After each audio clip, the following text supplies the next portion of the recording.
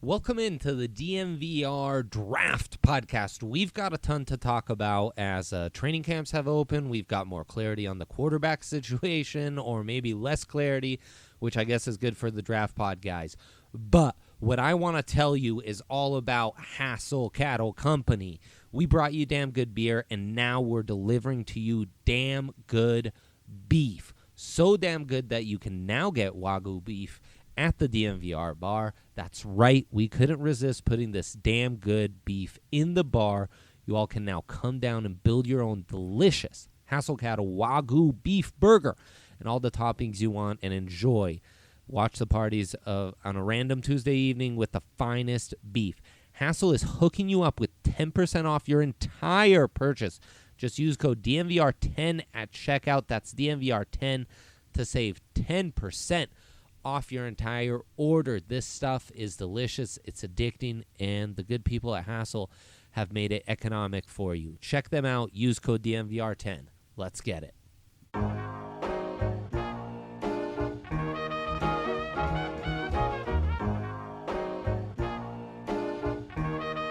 CJ on the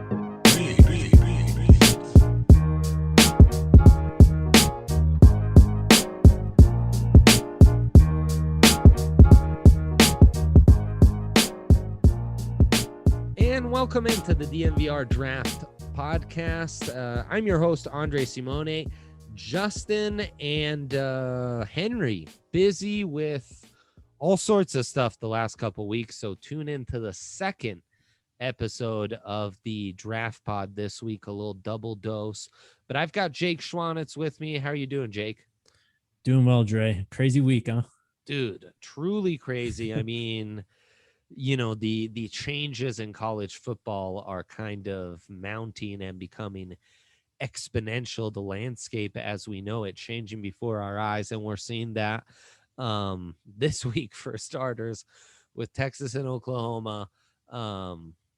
Like, how did you live this out? So the news first breaks, and we were like, well, we should do a show, but you know, the guys were busy, and we kind of wanted to see how it'd play out. Did you think this would happen this rapidly? Obviously not. This was insane. Just an absolute warp speed pace. Apparently, just from digging in and reading around, this has kind of been in the talks for a while. And then just the deal of it all, I guess Texas A&M kind of got their feelings hurt with Big Brother coming back into the picture and leaked it. But man, yeah, just Classic. Absolutely insane how it all kind of came undone, and we're just watching a new revolution of college football, I think, right before our eyes. Yeah, and I mean, I was the same way. I thought like, oh, okay, it's a leverage play to get more money, get more power, like whatever. We do this every 4 or 5 years. And then it became clear, no, the news breaking was just, I mean, they were trying to do this behind people's backs and get this done as quick as possible and get the SEC in the mix. And now, you know, it's the poachers versus the poachees, and we'll get into what it means to not be one of the poachers and the poachees and be in kind of a standby situation, which these other conferences are. But now this really puts, I mean, the SEC as we know it could completely be flipped on its head, because this isn't adding A&M and Missouri. This is just another level. Yeah, no doubt. I mean, I feel kind of bad for the Big 12. I mean, they were picked over like Big 12's ferociously in 2011, 2012 during that initial wave of realignment. And then now to have your big money makers and OU and Texas out the door, we're watching the death of a conference right before our eyes. Right. And I mean, that's really kind of happening. You know, you have things like the commissioner talking, the Big 12 commissioner talking about without Texas and Oklahoma, we're the Mountain West and we'll get like $3 million in TV revenue. They're already acting like their survival is on the line. And I mean, heavy accusations towards ESPN of tampering and that they were involved in this, and kind of suggested that a high-end Big 12 team try to move to, I mean, it's kind of suggested that like specifically to the SEC to really create some, I don't know, I mean, basically some breakage in all of this. It's nuts. And I mean, we got to remember, as you pointed out, the Big 12 was kind of on life support last time around when we did this. And really two things happened is ESPN said, look, to keep you alive, we'll raise your money a little bit. We'll raise your TV deal so you can, you know, and Texas can still have the Longhorn deal. That was kind of a way to keep the Longhorn deal, Longhorn network rather, alive. And, you know, Texas legislators got involved. And of course that plays a big part in a conference that, you know, it is dominated not just by Texas, but by the other Texas schools.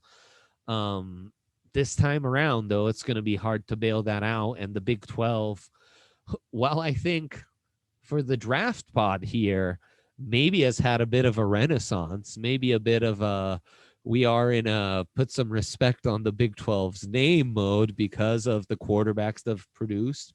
You know, forever the joke was, well, he's putting up those stats against Big 12 defenses. And then Patrick Mahomes happened. And now it's not so funny anymore. For any of us, frankly. And yeah, I mean, the other thing, Jake, is this is so far out. This is so far out. I mean, we kind of, going back to a couple episodes when we were talking about playoff expansion, you know, there was like, oh, you know, maybe we're 2-3 years away, or now we're looking at maybe 5 years away. And that's kind of what we're looking at with here. People are saying 2025, this might not go through. Right, which creates the most awkward, we're living together in separate beds, but we have filed for divorce situation that you could imagine, because 5 years is a long time. And I wonder, man, like kind of bringing it back to the stuff that matters more to us, which is immediate talent on the field. Like, what is the immediate impact? What are the immediate implications here? Like, and as nice as this might be for Oklahoma and Texas, when you're talking to a kid right now, you're talking to him to be in the Big 12. And are you still selling him on like, oh yeah, come here, and we've got the Baylor rivalry and the Texas Tech rivalry and the OU rivalry and all that, when you're going to bail in 5 years? Like, the team, you know, right now, like the things you have an allegiance to, an attachment to, that you're committing your recruitment to, aren't going to be there a year or two after you're gone. Yeah, I mean, I think it's going to play a huge role. I think a big role in recruiting for a lot of these kind of lower profile kids is playing close to home. Absolutely. And when you're playing in these conferences that are now spread out all over the country, you really lose that appeal. I mean, you're going to have Texas A&M coming back again. So, I mean, it's not completely like all over the place, but, you know, you lose that aspect. You're not going to really be able to kind of keep the kids in the backyard of these smaller schools is what they're calling, or we could call it. But I mean, these are going to be this is the big college football league eventually. So, yeah, I mean, and if I was A&M, I would pounce like hell. If I was the rest of the SEC, the ACC, the Pac-12, I would really try to pounce on all these Texas kids and be like, why would you want to play in a league that's going to be defunct in 5 years? What's the point? And then, you know, so Texas and Oklahoma will still dominate the next 5 years in the Big 12 begrudgingly. Maybe Iowa State does some stuff. And I mean, forget the no horns down stuff. Like, that's off the table. That law comes through and Texas just says they bail out the conference, man. All bets are off on that now, homie. But yeah, another aspect in that recruiting though is just, you know, we talked about the backyard just a while ago, but I mean, these big schools, Florida, your Alabamas, Georgia, they don't have any problem recruiting in Texas. 100%. But now, you know, Missouri's going to have a chance to kind of go into Texas and be like, look, man, you get to play against A&M in Texas. We're going back to your home twice a year. I mean, that's a pretty big incentive. Did you not just open that door up for all these wolves to come into your backyard and say, hey, fella, You want to play against Texas every year? We can play against Oklahoma and A&M. That sound good, but actually beat them. If you go there, you'll just lose to us, So it's going to be interesting. It's going to be really interesting what kind of shape Texas and Oklahoma come into in the when they start in the SEC in 5 years. Does this incentivize a Lincoln Riley to stay, or does it maybe make him think like, geez, 5 years out and then I got to compete in the SEC? And maybe the timing is fantastic for an organization who more and more this week, it seems very confirmed, you're looking at a new owner who you'd assume would want to make a big splash. And what better splash than Lincoln Riley? In my mind. And, how I really wonder, how does Sark feel about something like this? Coach Sarkisian, who just committed to Texas. You got to go back and play against Saban now all of a sudden. Right. And, as much as the SEC is going to be, plenty boisterous about this, not that there was any, with the ever-changing landscape, regardless of what happens with Texas and Oklahoma, I think we all would have agreed that the SEC was going to be totally safe. But, what does this mean for the SEC, where it's already hard enough to compete for Florida and LSU? Sure. This ups the stakes in a massive way. And on top of it all, you've got the NIL. And now you've got big Texas money coming into play in the SEC. So really, college football as we know it is really going to change. And how these teams are able to get talent, how long they're able to develop talent, it's all kind of up in the air, man. I can't wait until this year when Texas inevitably loses to, I don't know, Iowa State, Kansas State, Baylor, whatever, and you get the ironic SEC chant going on in the home stadium that beats Texas. Oh, it's going to be great. Wow, Jake, that is happening. That is 100%. It's a lock. Wow, that truly will be magical. Dude, I kind of feel bad for someone like Iowa State. You finally claw tooth and nail to the top of the conference. You're finally competing. They haven't really been able to compete even in their own backyard against Iowa in the in-state rivalry. Now you finally get like some prestige to your name, and then it's just immediately stripped away because Oklahoma and Texas just said, see ya. Terrible. I know. And where this leaves those teams is incredibly interesting. Mm-hmm. And again, the other thing is, but now you got to navigate that the next 5 years. How do you do that? Well, I mean, let's get into it. I think we're about to see a massive shakeup in the college football scene. I mean, it wasn't that long ago. It was 2011, 2012. TCU already jumped from the Mountain West to the Big 12, hoping that this would kind of push the prestige of their program up another star. Now that's immediately stripped away. Now they're kind of looking back. Well, now we have to join the Mountain West again. Maybe they can sneak into the Pac-12. I mean, it's just so up in the air for these other teams.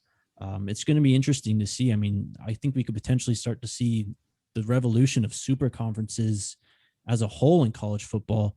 And I think that totally plays into all this talk about the playoff restructure too. You're letting more 100%. teams in. If you have 4 major conferences, I mean, that immediately takes care of your bids for conference winners at that point. And then you're kind of just filling out larges in from the 4 or 3 major conferences there. I mean, you don't really have to worry about, your Boise States or UCFs really anymore, because you're only going to have 3 or 4 established conferences. Yeah, though, does that create the gap? Like for a while post BCS, it became acceptable that one loss, non-undefeated seasons were okay. And, once in a while, if you're in Alabama, even 2 losses might get you in. Does 2 losses now become the norm, and maybe 3 losses become acceptable, And how do you rank that against an at-large Boise or something? Exactly. It's just going to be chaos. I mean, we're watching just literally a revolution with NIL, the just building of these super conferences and just college football tradition as we know it kind of crumbling. It's really a new era that we're about to go into. Yeah, for sure. And yeah, it's I mean, it's gonna become the second biggest professional football league in the world, which it always has been. The players just weren't getting a cut. The coaches and conferences and advertisers and what have you, TV stations and everyone else were getting into it. But getting into more specifically what that could look like, and the scouting implications of all that, we're going to come back and talk more. Where potentially could you go? What are you talking about as far as super leagues? Get into the specifics, play a little imagination game, get into some scouting implications, and maybe even talk some quarterbacks, since quarterbacks are once again in vogue. And we don't have to kill the draft pod because like 5 years of draft picks won't be traded for Aaron Rodgers. So, hey, that's silver lining for us at least. So we'll catch you on the other side. DraftKings Sportsbook is not only America's #1 sportsbook, guys. It's been amazing to bet on the Olympics, Major League Baseball. Now we've got NFL futures. We can even get NFL draft futures in there. It's a great place to wager sports. They've got amazing deals. Right now, if you're a new user, you bet $1 to be eligible to win $100 in free credits if America wins any medal this year. And spoiler alert, that's happened already. So I think you are safe to go to DraftKings. They've also got a great little tier deal where if you bet on the Olympics $10 every day, you're going to get $5 free. You bet $50, you're going to get $25 free. So check them out because the fun is never ending for sports fans. Must be 21 or older. Colorado only. New customers only. Restrictions apply. See DraftKings.com/sportsbook for details. Gambling problem? Call 1-800-522-4700.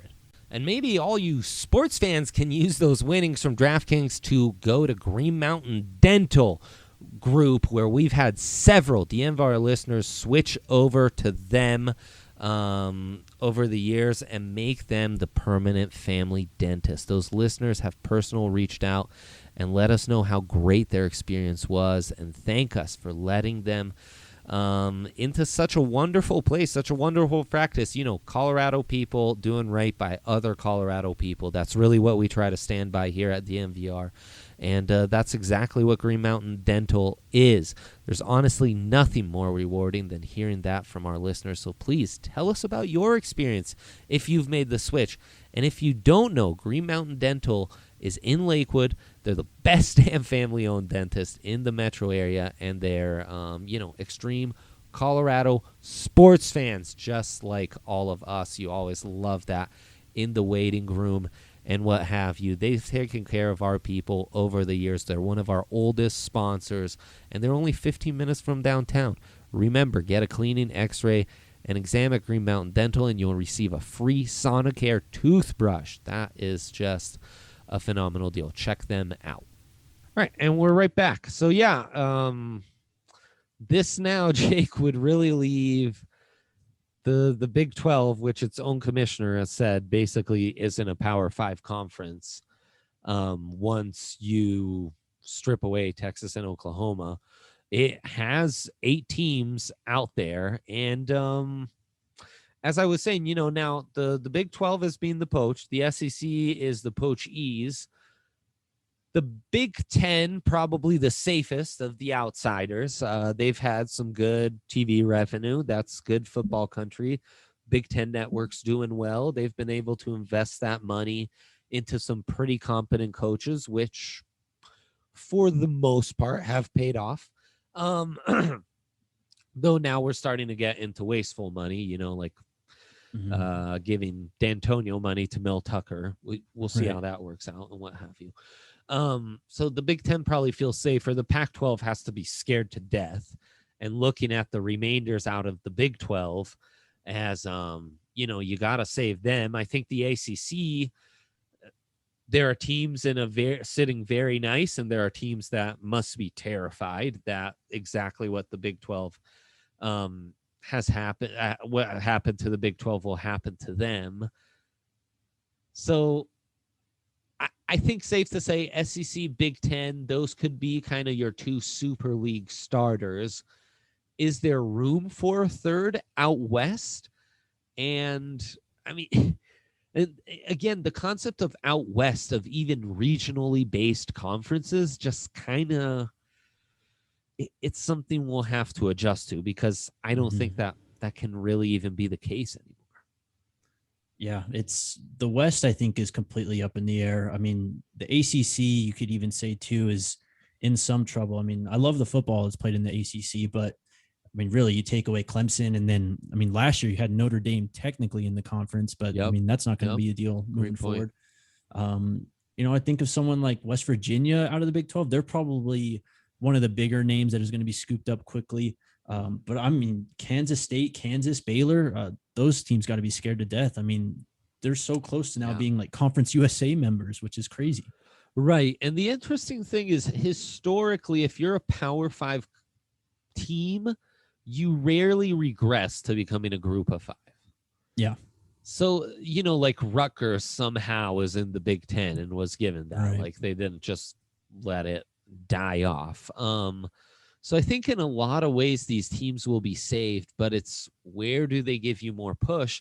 And like, if I'm the Pac-12, I wouldn't panic and try to add like 6 of those teams, because now all of a sudden you're kind of a middling Power 5 conference, and right. you don't have an identity.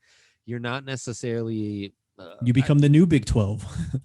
100%, right. And you're just waiting. I think honestly the more interesting thing, and Kansas will be interesting for sure, like, they move the needle on the hoop side, and where the auto bids happen and the tourney and the hoop side becomes really interesting here as well. As you condense more and more of the conferences. I think the ACC is what's going to really swing this, though, man. I think they have to. Yeah. I mean, they're kind of caught in that in-between position. Are we going to be, looking at being more of a Pac-12 type of conference, or can we really soup it up to really join this and this movement and become a super conference? And I just don't know if it's there. I mean, really, you take away Clemson from this conference and it's not much. No, it's not much. And you have some real upside on FSU, Miami as well, but that's a private school. People forget that's a pretty small private school. So it's got some unique things going on that you wouldn't think for like the name brand and football powerhouse that Miami is. But yeah, after that, it's really more of a basketball school. Yeah, I mean, like you said, at least Kansas has that going for them, where they can kind of approach maybe the Big Ten or maybe the ACC and say, look, we're bringing this to the table. We may not bring it in football, which is the moneymaker, but we still have a high-profile basketball program. Not many of these other schools can say that. No, so it's absolutely. Going to be it's just going to be mayhem. My God. Well, and the pitch for Kansas would be, like, we do have money. We do invest money in football, and maybe in the right conference, we can get it right, because resources is not an issue for Kansas football. It's just been getting it right. And sometimes resources forces you to not be the most patient, not go after program builders, but to go after flashier names. And, they're just kind of, wheels are spinning on empty over there. But that's an intriguing one. And I mean, Kansas is a logical fit for the Big Ten. Notre Dame's the other albatross sitting out. Right. Huge albatross. I mean, I do think it's a little bit, though, kind of just like the sky is falling in this moment in time right now. I mean, they're not leaving for 2021. So there's plenty of time, I think, for all these schools to kind of take a step back, recollect, and just really methodically think this out to figure the best path for them in the long term.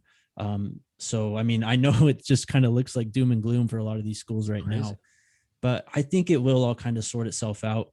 And I just keep going. I think this is just fallout from the NCAA kind of just losing power and falling apart, really. I mean, if you had one main governing figure that's really kind of checking and balancing all the conferences, as you did back in 2011, 2012, maybe it's not as big a deal, but we're really entering uncharted territory here. No, you're right. It's the Wild West because there's no true single governing body, and that just leads to, I mean, everything being on the table right now, and it's wild, and not just for the conferences, but for the teams and the players themselves. And I worry though that this move being as big as it is, because Texas and Oklahoma, I mean, with all the realignment we saw last time around, Jake, were there two programs as big as Texas, Oklahoma that moved? Oh man, I don't off the top of my head, I don't think so. I think it was, I mean, you kind of saw the Big 12 falling apart, but I think one of the mainstays was Texas and Oklahoma saying, no, we're still here, we're still Big Exactly. 12. Right. That's gone. Yeah, no, that's done and dusted. And it, I mean, I would, my question leading in was like, are we looking at 3, 4 super leagues? I really worry that we're setting up for two, and Mm-hmm. that basically the ACC's, the cream of the crop, will just go to the SEC. The Big Ten will have to fight like hell for Notre Dame and Kansas, and maybe they, I don't know, they get a Syracuse or something, and Yeah. they get some scraps, and then it's people are fighting for the Pac-12, and USC goes one place, Oregon goes another. Maybe Washington is included in that, maybe UCLA is included in that, and Mm-hmm. we kind of wash our hands, and it's like 2 20-team conferences, basically like soccer leagues, the EPL, 20 Yep. teams. And there you go. But I think there is a positive to this. I mean, going to the scouting side of things, Yeah, let's. that's what you want is seeing these high profile guys play against the best teams. That's where you Dude. kind of Yes. learn the most from, Yes. and where the most valuable tape comes from. I mean, do we really need to see Alabama play 3 Mercer teams Nope. a year still? So, I mean, now you get to replace at least one of those, imaginably, right now with OU or Texas. So Yeah. you're kind of beefing up that side of things. In terms of, I think our job, I think it makes it better, honestly. No, I mean, it's already, I like to say, as much of a crapshoot as it is, all my colleagues, I have to see them grind through the MLB draft, the NHL draft, even the NBA draft, where you're drafting mostly 19-year-olds. It's such a crapshoot. Mm-hmm. We have the easiest evaluation because that step from college football as a like upperclassman to the NFL isn't nearly as drastic. Now, if you had a super league, that would really make your job better. And I mean, yeah, we could be seeing like NFL style seasons where you have a 16-4, Mm-hmm. 12-6 year, 12-4 season. And okay. And you get to see these guys against the best of the best twice a year, something like that. And that's where all the best talents are going. And we'd still have small schools prospects. We always will have small schools Absolutely. prospects, and our definition of small school is ever changing. And for some people, a guy from University of Memphis is a small school. For some people, that's a big school. Right. It's all a matter of perspective, but and it should improve the coaching. And I really wonder how the NIL plays in all this, because I think, in the next segment, we'll get to a specific case, but you'll get into more, I think, like refined, specific training. You'll have more resources to look after your body. These aren't going to be guys who are just, college kids like Shaq Barrett was, who was putting, I remember his story at CSU, he would put syrup on his spaghetti. He never had, and like obviously his diet like really improved once he stopped like putting a bunch of sugar on stuff or what have you. And like, what does improving your quality of life this significantly with NIL money this early on do for you at this stage in your life? With NIL and all that, you've got me thinking now, mentioning the other sports drafts. Maybe we kind of see a revolution in the draft of the NFL, because if you do kind of end up with a true super league or a junior league, I guess, just one step or a half step at this point below the NFL, are we going to see guys starting to get drafted? Are they going to change the 3-year eligibility rule to where you can draft these 19-year-olds? You do have the rights to these guys, and you can see guys like Jadeveon Clowney, who was already touted to be a number 1 pick after his freshman year. Are we going to see that type of thing start to happen in the NFL where, yeah, they may play for Clemson or Alabama right now, but the Denver Broncos or the Chargers own their rights in this moment? It's crazy. That'd be very interesting, but I mean, yeah, I could totally see it. And I think the NFL to this point has tried to protect the NCAA. I don't see much of that anymore, especially since the NFL is now going to be competing against the like college football as far as paying players and getting them. Like Mm-hmm. now I think it's going to be a lot harder to get guys to leave as redshirt sophomores or even juniors, because for a while that really happened, that whole hike that we've seen for almost 10 years now of underclassmen declaring really happened because as a result of the rookie cap. So Mm-hmm. now guys wanted to declare earlier because agents were telling them, we want to get to your second contract the earliest possible so we have a larger amount to get paid. Well, maybe that rookie scale doesn't look all that great if Bryce Young is earning, I don't know, 2 to 5 mil per season at Alabama. We Yeah, get to that point, and in the Super League format, 2 to 5 might not be outlandish. That might be super conservative for a quarterback for a top 5 team. well, Saban came out this week or the week before and Yep. said that Bryce Young was basically already a 7-figure or set to make 7 figures from NIL, just because, I mean, he's super young, super talented, and he's playing at Alabama. The ceiling for his earning potential just in college already is going to be massive. Yeah, 100%. And I mean, let's get into it in this segment. We can do more stuff on the quarterbacks in the next segment, but we're now seeing this trickle down all the way to recruiting in the high school ranks, Mm-hmm. where and as you know, I'm name blind, so help me with the recruit's name. Quinn Ewers. Right, who's the number 1 cat for 2022, right? I believe so. Yes, he's on schedule to be a senior in high school this year. But I mean, I what who said it? Who was the what's the report here? Yeah, so Pete Thamel is saying in a Yahoo exclusive that the number overall recruit, Quinn Ewers, tells Yahoo Sports he's leaning towards skipping his senior year of high school and attending Ohio State. Ewers could then sign NIL deals worth nearly 7 figures, which aren't allowed in Texas for high school players. So essentially, all you have to do is change your status as, high school to college. You can Right. earn that money, and there you go. And we've already seen this happening. We've already seen guys, leaving early, not finishing their last semester of high school to early enroll at colleges, Exactly. just to kind of get the jump start. Exactly. Now you bring actual money or not under the table money anymore into the equation, and Right. it's just the tip of the iceberg. It's going to be crazy. You're going to have a bunch of 17, 18-year-olds already enrolled at Alabama or Clemson, everywhere.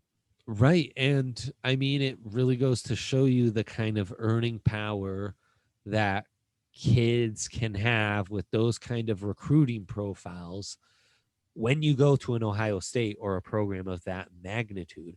And I mean, the template's been set at Alabama. We just talked about 7 figures for a quarterback who's never even played. But off that recruiting, and look, it's not just recruiting hype. Like the kid played his ass off at one of the premier programs in the country and, got recruited by Saban, signed by Saban, and now has been developed to be the next guy after Tua, after Mac Jones, like nothing but Heisman finalist at quarterback for Alabama. And now he is next.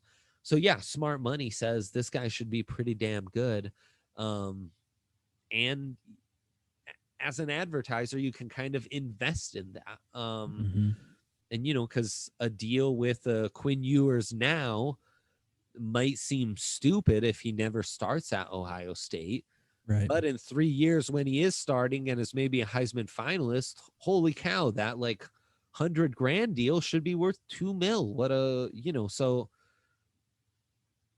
I the mean, on kids the aren't other hand, necessarily though, getting taken advantage of. But right. On the other hand, though, I mean, small news, but came out earlier in week or this last week that Tate Martell was transferring again. So, I mean, you're going to have some of these high profile kids that are going to bust too. But they're going to be millionaires, and they probably have already transferred to 2-3 teams at this point. right. And Tate Martell, if anything, the transfer portal might have helped him because, I mean, let's face it, like when he gets signed by Miami, boom, Right. tons of new marketing opportunities. Get signed by a new place. Boom. So, Well, I mean, right, so going to UNLV now he's like the biggest like football player or collegiate football player in the state of Nevada. So, right. I mean, and I mean, I guess be, Carson Strong. Justin's probably upset at that. yeah. You're gonna hear it for that one. But I mean, he would really have a legendary career after what he did at Bishop Gorman. He never lost a high school game. I think he won 3 consecutive national championships. Mm-hmm. To do that then, and obviously he's not winning a natty, but to do anything at UNLV and kind of salvage that career that seems so promising would be, I mean, it'd be kind of cool. I don't know It how would you be feel cool about Tate Martell, but I mean, we don't have to get into it specifically, but I mean, it'd be a cool redemption story, I think, to see to actually see him on the football field finally and No play. kidding. That would be cool. But just to see like this guy's taking a lot of hate online just because of all these transfers, and to, see him kind of put the middle finger up to everyone and perform well at UNLV would be really cool. Yeah, it would. And I mean, again, I wonder, like, would the NIL when he was coming in have helped him stay at Ohio State? Mm-hmm. Because then it becomes easier to stay patient. I don't know. It's going to be fascinating, man. I mean, this has all been like essentially a show about us speculating about the future, which Mm-hmm. in some ways is what we always do on this show, just about prospects. But I mean, we need to try and think the game out ahead of time. And yeah, it feels like there's really going to be some massive changes coming our way. And how it all impacts is hard to predict, but we will be following along every step of the way. That's for sure. Absolutely. Well, Jake, I think that will do it for our second and final break. Before we come back, we are the DNVR Draft Pods presented by DraftKings Sportsbook. We'll be right back. And we're going to talk some quarterbacks real quick, just our top 5s. We've already given you some other rankings. We'll get into that. And for a final break, I just want to remind you guys that the Olympics, Euros, baseball, major championships, and concerts are all in this summer. You know what isn't? A wild and hairy bush.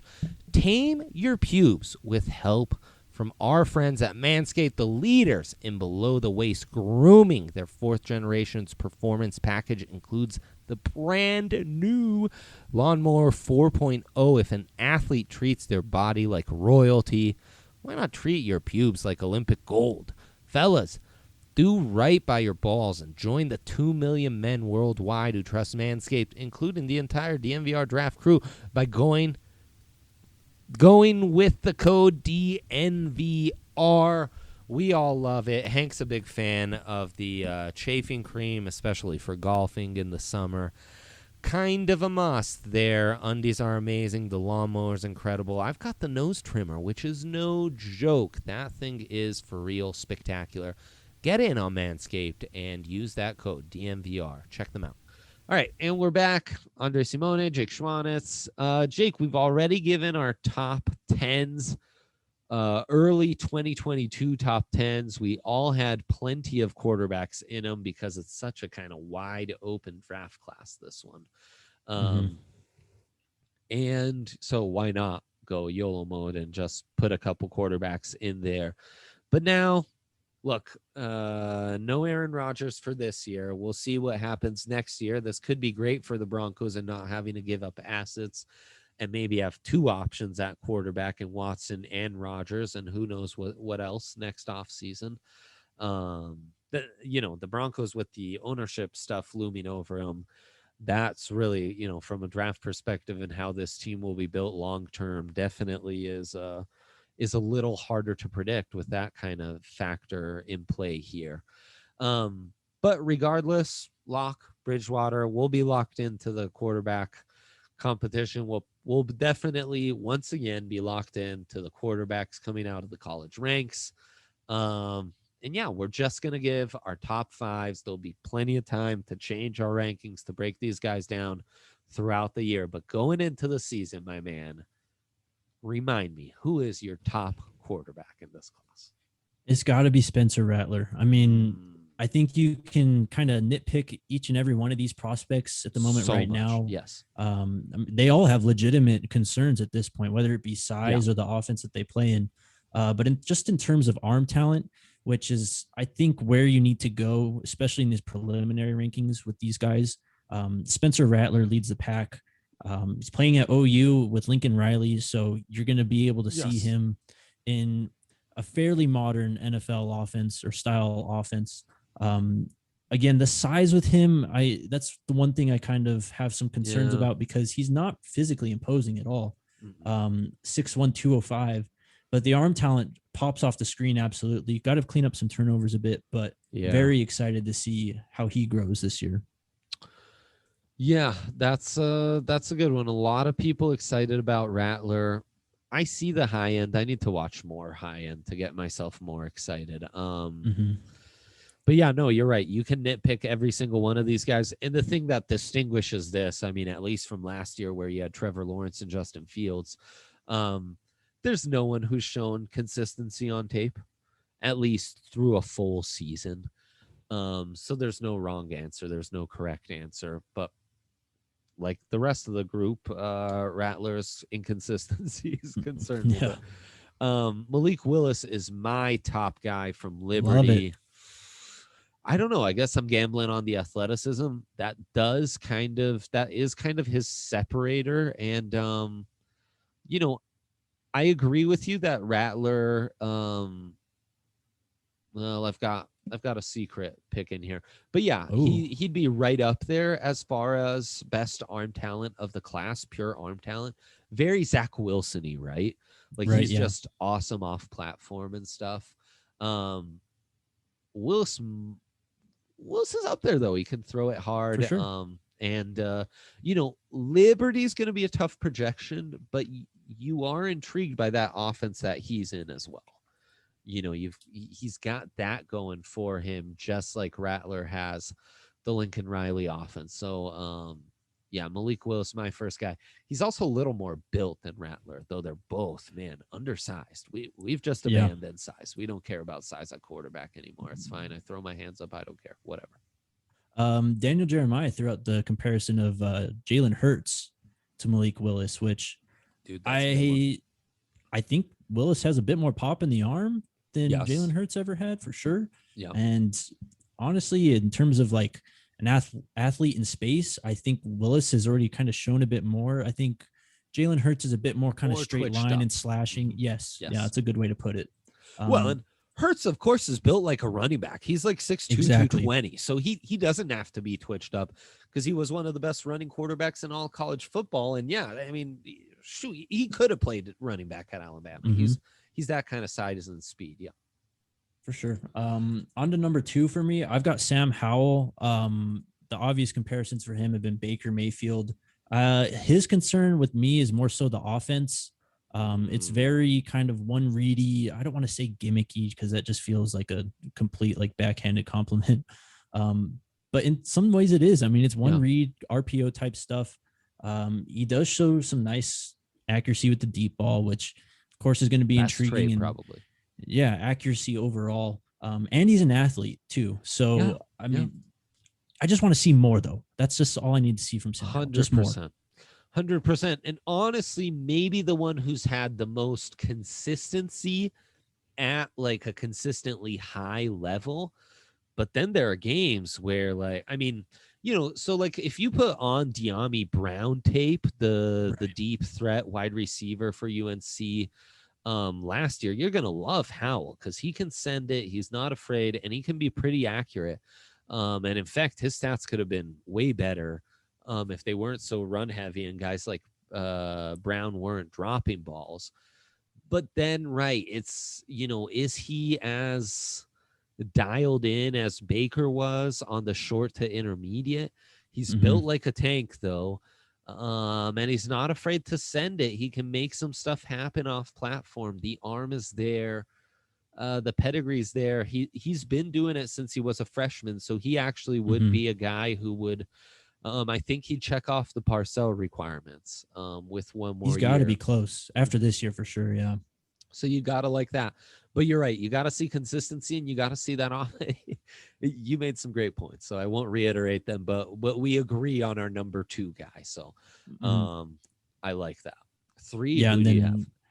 mine would be Malik Willis, just because we already talked about just the athletes playing quarterback. I mean, that's kind of the new thing, and he's probably the best overall athlete playing quarterback in FBS this year. I'm just so excited to watch this team, just because the schedule for Liberty is not really a cupcake. I mean, we've already talked about this plenty of times on the show. Totally. So he's going to be tested. And they were really surprised last year overall. So if they can kind of continue that, maybe they're undefeated heading into November or something. I mean, the hype is going to be off the charts with him.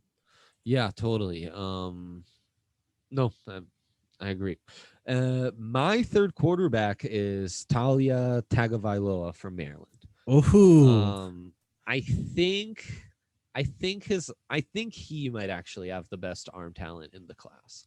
You may not be wrong, man. His arm has wild zip. And he's doing it off platform, and he's also,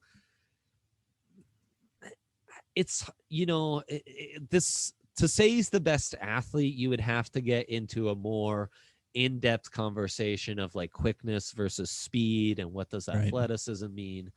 I think his long speed, though, is probably the best of the class at quarterback. He just runs away, disappears from defenders. So I like that about him.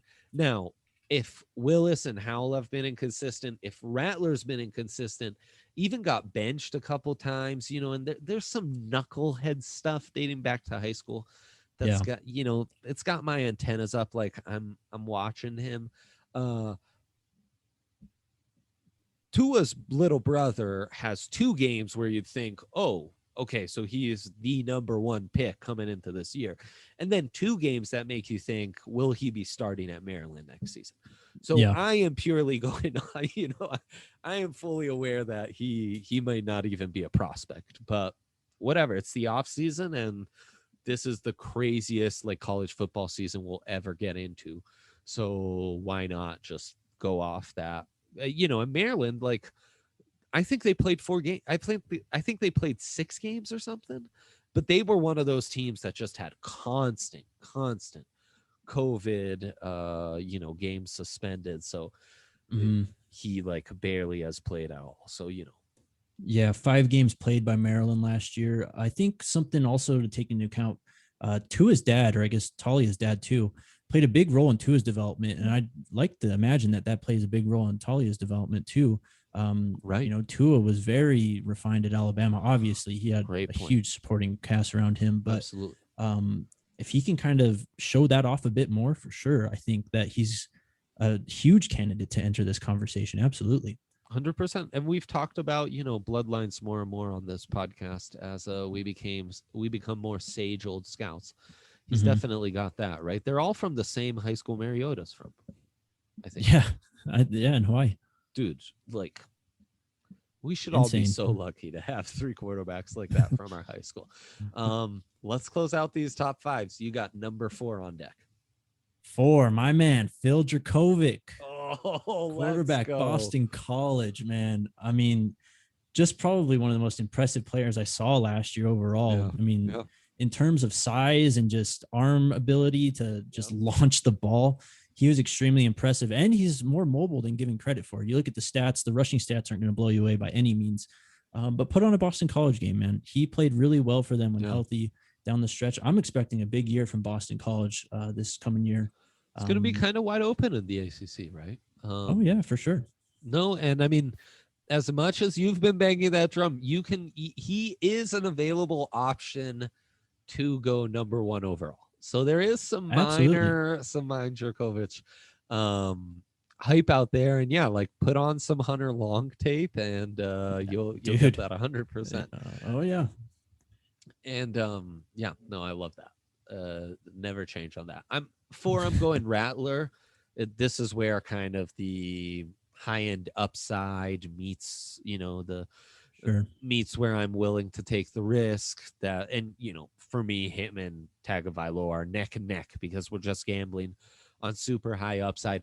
Obviously, we're also gambling on Lincoln Riley getting it right, but we got to remember Lincoln Riley's always done it with kind of some outside help. Jimbo and others had got their hands on Kyler Murray. Baker already came groomed from Kingsbury and what have you. Hurts certainly had some excellent coaching. And I think it's no coincidence that under Rattler, they had their worst season under Lincoln Riley by a long shot. Obviously, extenuating circumstances that every program in the country was dealing with as well. But this is a big year for Rattler. This is a big year for Lincoln Riley because that stock has gone up, up, up. This was probably the first year where it's plateaued. And if you don't get back to like 10 wins, and I hate to say it, but you kind of got to win Texas to keep your stock up the way it's been. Your rep's going to fall off just a little bit. And so there's a lot going in. The other thing is Oklahoma's lost a ton of talent over the years. Absolutely. And that's the other thing. Like Lincoln Riley's had a lot of success with Bob Stoops' recruits.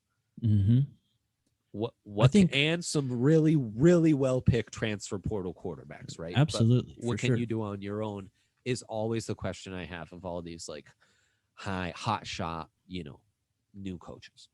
I think with Rattler, we're kind of seeing the Pat Mahomes effect. Not really. How do I put this? People just see Spencer Rattler and the way he plays, also kind of the way he looks, and they immediately think Patrick Mahomes just off those things. And we're kind of getting into that territory where we all have to take a step back and realize Pat Mahomes is generational. There's not going to be Pat Mahomes growing on trees. These comparisons constantly to Pat Mahomes, going back last year with Zach Wilson, they're very extreme, right?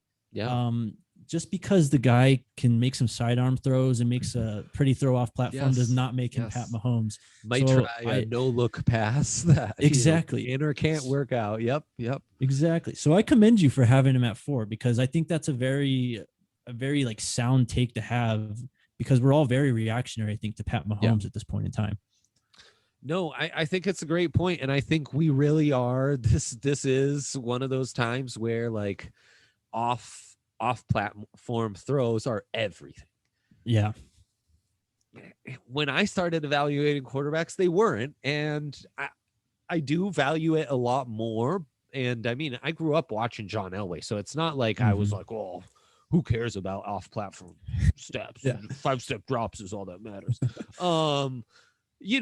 But we're kind of at a point where maybe we're just overvaluing that a bit. We just kind of get into these trends of quarterbacks, right? I mean, all positions, honestly. That's true. But like 10, 15 years ago, it was kind of all about the big arm, right? Everyone wanted the big pocket passer that could stand in there with the big arm. Yeah, now it's the guy who can Now it's the guy who can kind of run around a bit, not necessarily past the line of scrimmage, but the Russell Wilsons create behind the line of scrimmage and make the crazy throws. That's what we're obsessed with now. Moving on, number 5. Man, I had a tough one with this. I think Justin's got me convinced. I'm gonna have to go Carson Strong here. Let's do it. I think though it's mostly just because I'm not a big believer in the other ones yet. Keaton Slovis, Matt Corral, JT Daniels, Desmond Ritter, to mention a few. Totally. Carson Strong's kind of, did I call him Carson Wentz? I think I did. Carson Strong, though, maybe he's you kind did. of creeping up on that Bill Parcells rule too, right? Yep. I mean, he was a true freshman starter. There's going to be a lot of tape on this guy, and I think we've kind of seen the progression already. And if he's able to take that next step this year, he definitely enters in the round one conversation. It's a lot of tape, a lot of pass attempts. It's an offense that we're going to be less scared off by than we were, 20 years ago or whatever. And yeah, he's gonna be really fun to watch. He's got to put up some important fights against the Blue Bloods in the Mountain West. That might not matter to some, but like that's where Josh Allen made his draft stock, man. Mm-hmm. If he doesn't play the way he played against the Boise's, the San Diego States of the world, and really give, Wyoming a better chance than they'd had in damn near 2 decades against those kind of programs, his stock isn't where it's at. And that's what Strong's going to have to do to really move up and threaten some of the guys we've mentioned already, for sure. Yeah, but he's intriguing. Absolutely. I honestly need to get into him more. Big arm. Yeah, I rely on Justin too much on that, right? Yeah, big arm, but there's some stuff. It's still a little bit of one read offense type stuff, very simplified. Right. But I mean, the talent's what you're looking at, so it's there for right now. Yeah, I mean, Mr. One Read Bazooka Arm is nothing new. We've seen those kind of prospects before. And I'm glad you didn't have him in your top 5 at all, because we get to talk about Keaton Slovis for a second. The size, as Hank was pointing out to me, he saw him just recently at Media Day in Las Vegas. Not as much as you'd think. He thinks he's shorter than 6'3", and he's listed at like 205. So I think we kind of think him as a bulkier dude, but he's not really. And there's some times where the arm and mobility and ability to make throws under duress is impressive. And there are other times where I have legitimate concerns of if those traits will tick up enough to really warrant the hype, the hype's at. You know who he kind of reminds me of is Kyle Trask, just in terms of that. Yes. It's more so accuracy and just kind of. Yes. I mean, I hate to make this sound like a negative, but like the more finer aspects of playing the position, he has that. Yes. Whereas it's like the physical intangibles are what's missing. The arm does seem kind of noodle army at times. I remember a few games just watching last year. I was really not impressed with his ability to drive the ball. So that's really, that's what scares me off about him the most. Right, but he's a guy who's got good placement. He's got some good timing on his throws. He'll navigate a pocket well. He's got that refinement. And again, you could easily see him and that USC offense take off this year, though. Don't hold your breath on Clay Helton and the boys. Absolutely. I mean, the numbers look great. He's 47 touchdowns to 16 interceptions already to this point in time. 70% completion. I mean, it all looks great on paper right now, but when we take a step back and actually evaluate the film in 6 months or whatever from now, I do wonder if we start kind of picking him apart, kind of like Kyle Trask was past year. Yeah, the pound the table traits are missing a bit for you to really, for us to be massive believers. And I think, unsurprisingly, that's why you're seeing more love from Rattler, Willis, and others in the draft world. While Slovis certainly had that SoCal, vibe and hype to him coming in. That was lots of fun, Jake. I appreciate you taking time out of your night to do this with me. Again, we're double dosing it this week, so tune in Friday. We'll be back next week as well with more preview stuff. It's almost August. College football and NFL football just around the corner. I can't believe. Finally.